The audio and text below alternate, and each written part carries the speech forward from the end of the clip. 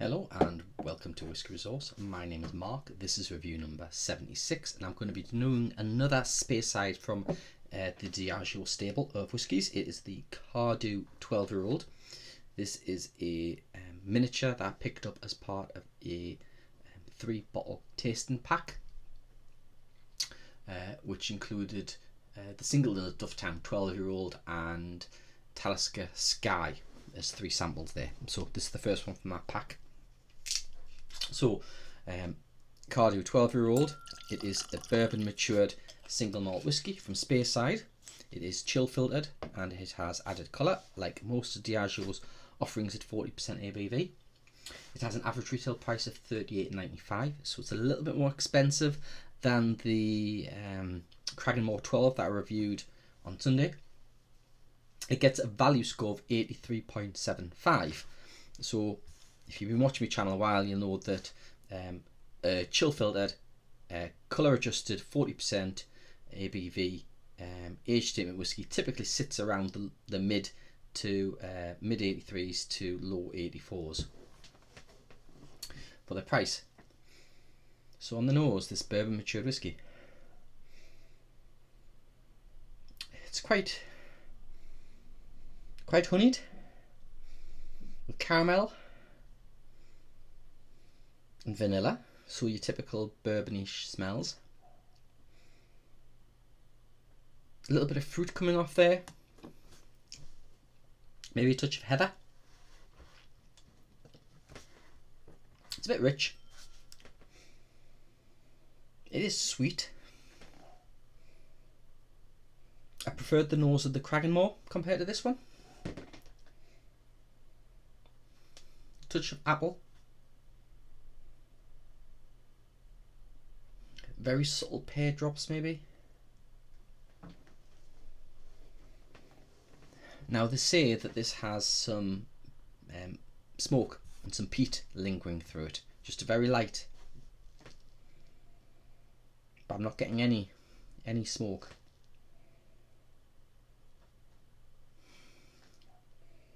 It's a little aromatic.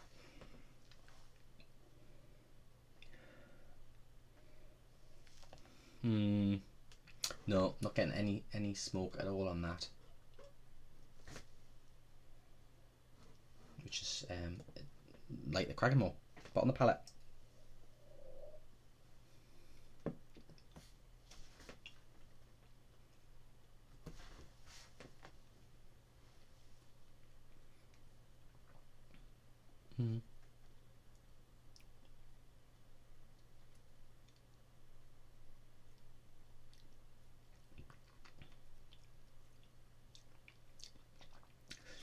It has a lovely, creamy honey and vanilla start. It's a little reminiscent of Teacher's Highland Cream for its creaminess.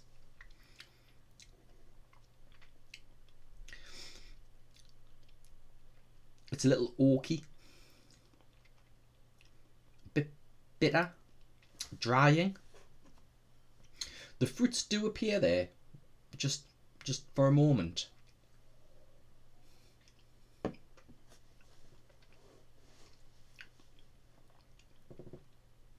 The apple there, not much of the pear I was getting on the nose. I think it's like an apple that, it's not a fresh apple. I think it's a bit of a battered apple. It's aged a while. It's been knocked around a bit and maybe bruised a bit.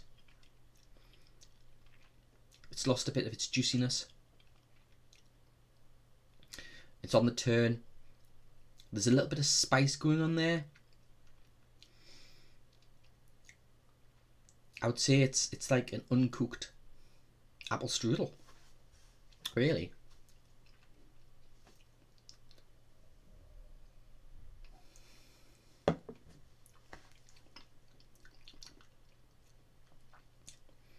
Not getting any smoke, none. If I concentrate enough, there's a bit of earthiness, which you could probably say it's the peat. A little earthiness there towards the finish. There's that touch of heather that I got on the nose.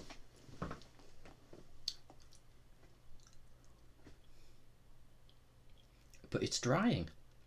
The finish is very drying.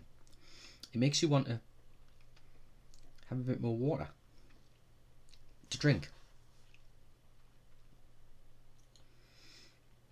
The finish, it's probably more medium. It's slightly longer than the Cragganmore was.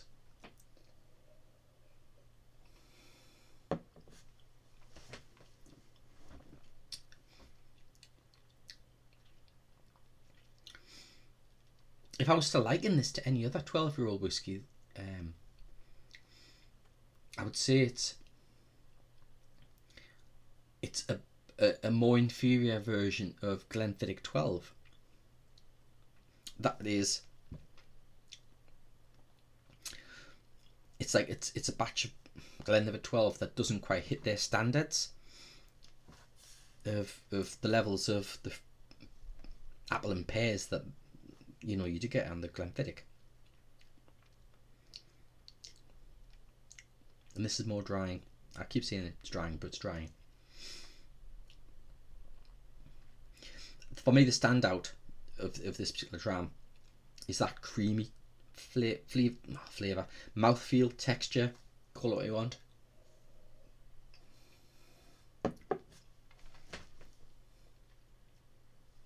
It's quite soothing to start with, but then it just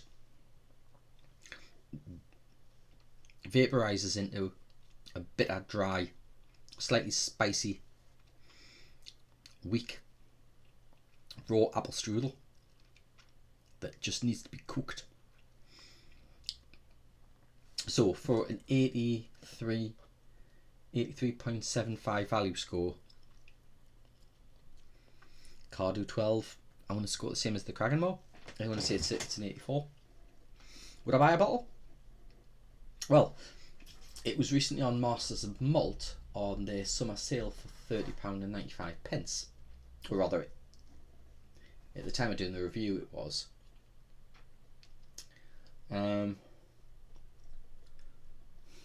No, I don't think I'd pay £30.95 for it either.